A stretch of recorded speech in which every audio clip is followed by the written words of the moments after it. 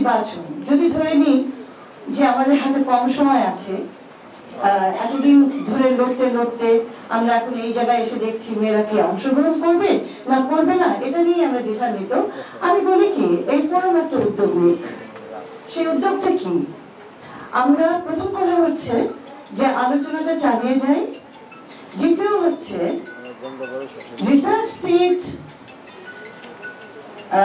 দলীয় কি বলবে দলগুলো তারা নির্বাচন করলো কি করলো না, নমিনেশন দিল কি দিল না, সেটা থাকলো, সেটা নিয়ে তো আমাদের একটা তর্ক বিতর্ক চলতেই থাকবে। কিন্তু তার বাইরে তো একটা সুযোগ আছে স্বতন্ত্র দাঁড়ানো।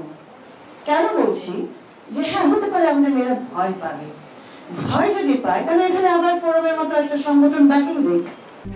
RICL TMX, যুগের পর যুগ স্থাপনা থাকে মজবুত। আমরা 10টা মেয়েকে টার্গেট করি যে আগামী পার্লামেন্টে আমরা ঢুকাবো। Let's work on it, let's work on ইট।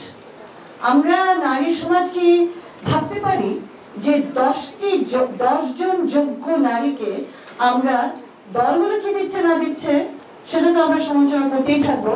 দলে যে নারীরা আছে তারা আশা করি তারা কিছুটা সাম্য চান, তারা নিশ্চয়ই মর্যাদা চান, তাদের দলের ভিতরে অবস্থান চান। আমি শুনে খুব খুশি হলাম যে জামাত ইসলামের 43% মেয়েরা আছে, কিন্তু দুঃখের বিষয় হচ্ছে আমরা সেই নারীদেরকে দেখতে পাই না। সেই নারীগুলো কোথায়? যখন কমিটিগুলো মিটিং করে আমরা শুধু ভদ্রলোকদেরই দেখতে পাই।